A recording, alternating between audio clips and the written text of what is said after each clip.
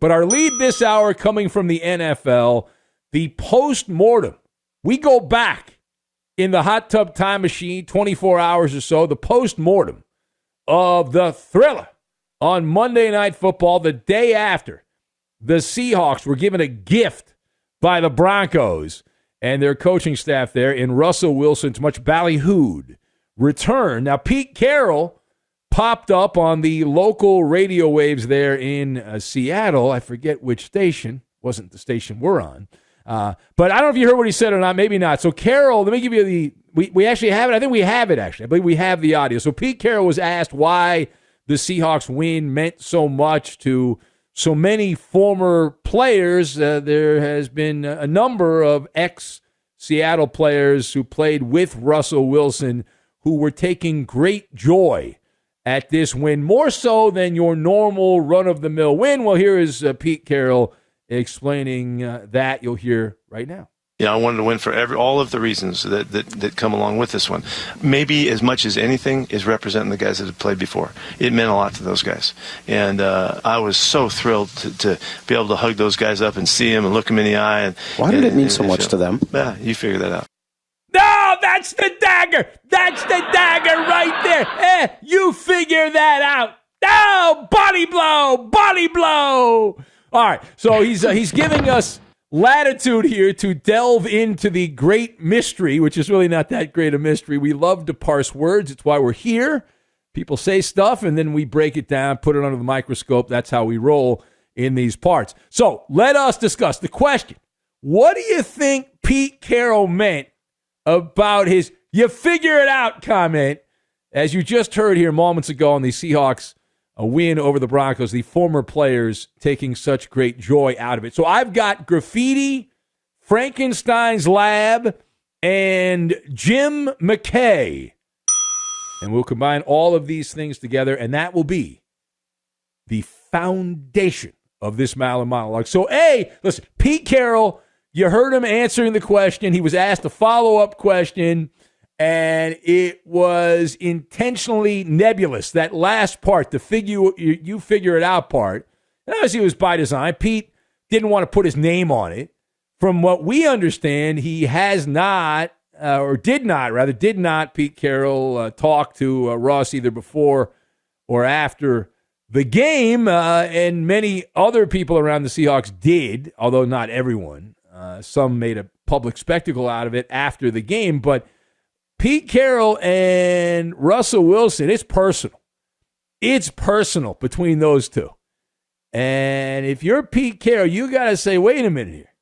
Russell Wilson is it's a co-collaboration, but without Pete Carroll giving him the opportunity, would Russ have gotten the chance to play regularly in the NFL? And Pete feels like Russ did him dirty. You got to think that. And so he was able to use graffiti, if you will, graffiti the audio wall, Pete Carroll, with that answer.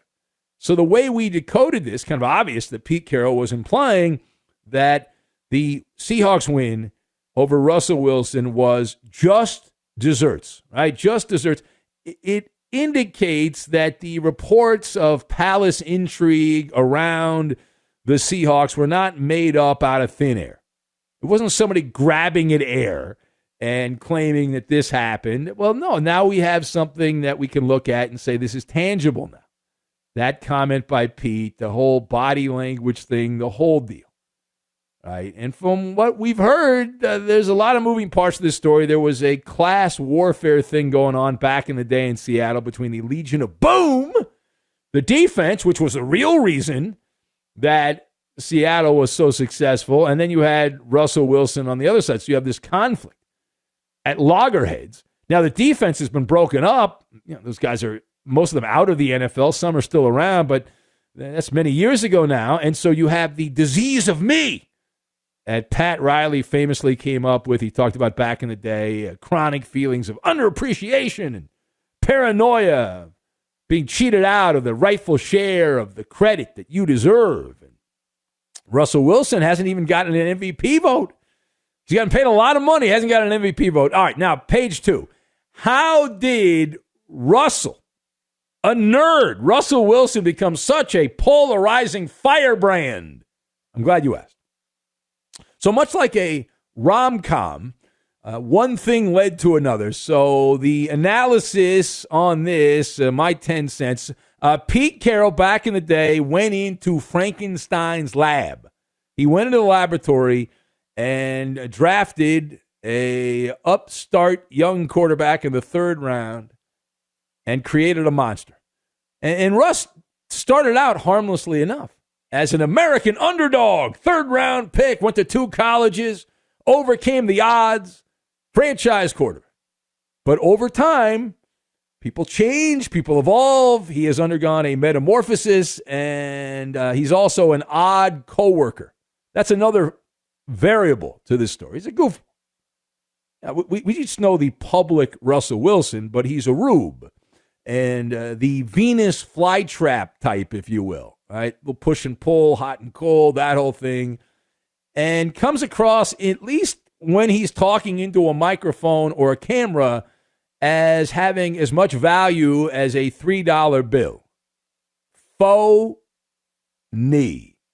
And when you try too hard, most people, not everyone, most people say when you try too hard, you become unlikable. And excuse my Yiddish, he's a mashugana, right? Very gullible, Russell Wilson. Snake oil salesman can sell him a lot of his wares. Mr. Unlimited, all those Mr. Unlimited videos. One of Russ's nicknames other than Mr. Unlimited is Robot Russell. Go Hawks. Go Hawks. Hey, no, don't go Hawks anymore. Go Broncos. But Russ, with all the cliches, he became a doppelganger of Pete Carroll. The vocal patterns sound eerily similar to Pete Carroll, like a carbon copy when Russ talks to the media after a game. But wait, there's more. When I say Meshuggah, how about those nano bubbles from back in the day? Remember, he was hawking recovery water and implying that helps heal you from concussions.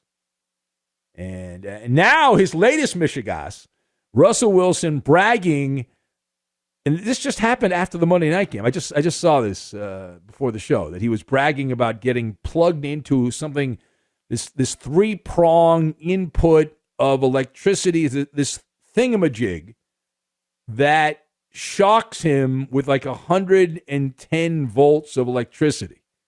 He put this on his leg to stimulate the nerves and the muscles. And when I saw this, originally I thought, well, this is probably from Ballsack Sports or something like that. But it appears to be legitimate. And his rebuttal, people laughed at Jesus too. All right, now last word here. Broncos head coach Nathaniel Hackett. We got to turn the page over to the Denver side. So looking back at this game on Monday night, which had a lot of moving parts, the Russell Wilson stuff's at the very top. But on the other side, Bronco head coach Nathaniel Hackett has now done a crazy Ivan.